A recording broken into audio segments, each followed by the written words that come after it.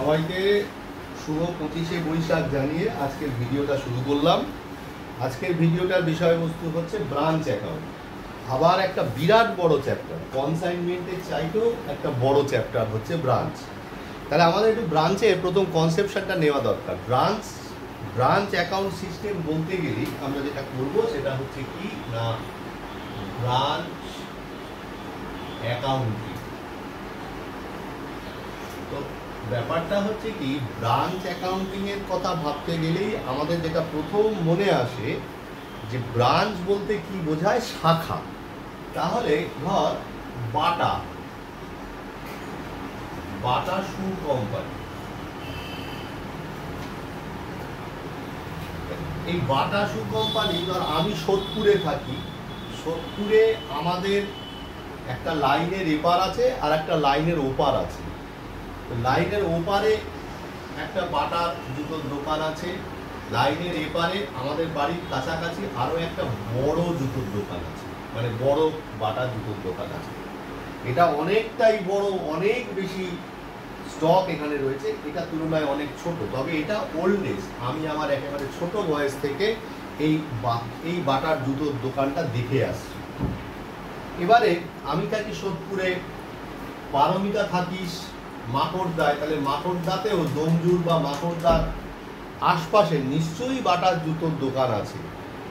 অনিকেত তুই থাকিস চুচুড়ায়, সেখানেও নিশ্চয়ই বাটার জুতোর দোকান আছে। তার মানে এগুলো সব কি, এগুলো হচ্ছে বাটা জুতোর ব্রাঞ্চ, তাই না? এগুলো সব ব্রাঞ্চ। এই ব্রাঞ্চগুলো কি করছে, নিশ্চয়ই এদের একটা হেড অফিস আছে। তাহলে এই হেড অফিসগুলো কি করছে, হেড অফিসগুলো প্রত্যেকটা এই ব্রাঞ্চগুলোর হিসেব মেনটেন করছে,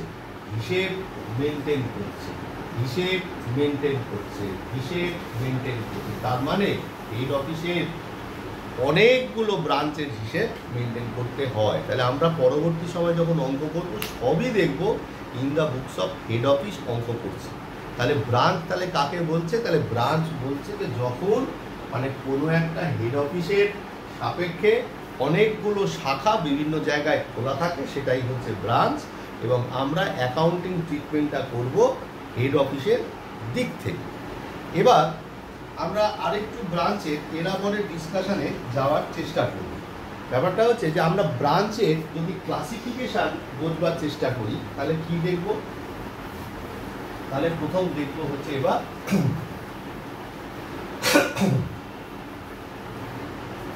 ক্লাসিফিকেশন অফ ব্রাঞ্চ। এবারে আমরা যাচ্ছি ক্লাসিফিকেশন অফ ব্রাঞ্চ। তাহলে ব্রাঞ্চের ক্লাসিফিকেশন করলে আমরা যেটা পাবো সেটা হচ্ছে যে দুটো বেসিসে আমরা ক্লাসিফাই করতে পারি। একটা হচ্ছে on the basis of geographical location, একটা হচ্ছে জিওগ্রাফিক্যাল লোকেশন মানে ভৌগোলিক সীমারেখা অনুযায়ী আমরা ব্রাঞ্চের ক্লাসিফিকেশন করতে পারি। আর একটা করতে পারি অন দ্য বেসিস অফ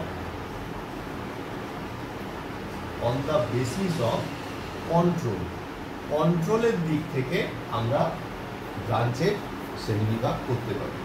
এবার on the basis of geographical location যদি আমরা ভাববার চেষ্টা করি, আমরা যে ব্রাঞ্চ দেখতে পাই সেটা হচ্ছে কি, একটা দেখতে পাই ডোমেস্টিক ব্রাঞ্চ,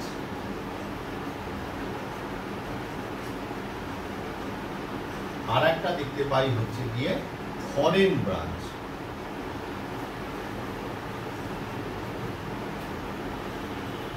ডোমেস্টিক ব্রাঞ্চ কোনগুলো, এই যেগুলো আমরা দেখছি যে আমাদের নিজস্ব মানে শহরে বা ধর আমাদের দেশের মধ্যে যে সমস্ত ব্রাঞ্চগুলো তৈরি হয়েছে সেটাই হচ্ছে ডোমেস্টিক ব্রাঞ্চ, ঠিক আছে?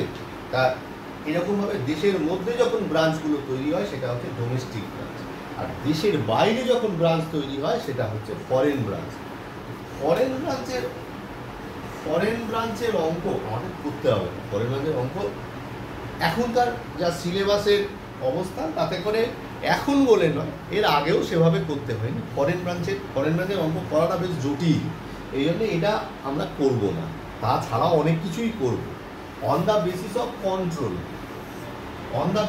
কন্ট্রোল আমরা ব্রাঞ্চকে দুভাগে ভাগ করতে পারি। কি কি? একটা হচ্ছে ডিপেন্ডেন্ট ব্রাঞ্চ, আর একটা হচ্ছে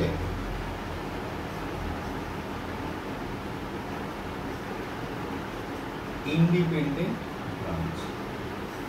তাহলে এই দুভাগে ভাগ করতে পারি। কি কি? একটা হচ্ছে ডিপেন্ডেন্ট ব্রাঞ্চ আর একটা হচ্ছে ইন্ডিপেন্ডেন্ট ব্রাঞ্চ। ডিপেন্ডেন্ট ব্রাঞ্চ কোনগুলো? আমি ম্যাক্সিমাম যত এই বাটার জুতোর দোকানের মানে যে ব্রাঞ্চগুলোর কথা বললাম না, এগুলো ম্যাক্সিমামই ডিপেন্ডেন্ট ব্রাঞ্চ। তার কারণটা হচ্ছে কি,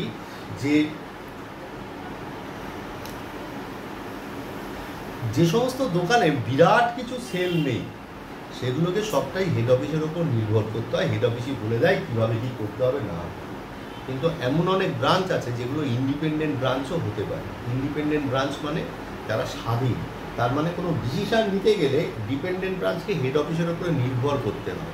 এখানে কিন্তু যারা ইন্ডিপেন্ডেন্ট ব্রাঞ্চ, তাদের কী বলতো, তাদের হেভি সেল মেবি হতে পারে যে আমাদের মানে সোদপুরের এপারে যে দোকানটা রয়েছে সেটা অনেক বড়, বাগবাজারে একটা বাটা আছে অনেক বড়, বহু পুরনো ব্রাঞ্চ, মানে এটা আমার প্রেডিকশান, নাও হতে পারে।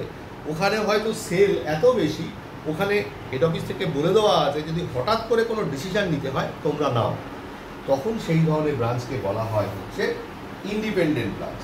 ঠিক আছে? তো ব্যাপারটা হয়েছে যে আমাদের তাহলে কী করতে হবে, আমাদের ডিপেন্ডেন্ট ব্রাঞ্চেরও অঙ্ক করতে হবে, আমাকে ইন্ডিপেন্ডেন্ট ব্রাঞ্চেরও অঙ্ক করতে হবে। এবার আমরা পরবর্তী ভিডিওতে আমরা জানবার চেষ্টা করব যে আমরা ব্রাঞ্চের কোন কি মেথডে অঙ্ক করতে হবে।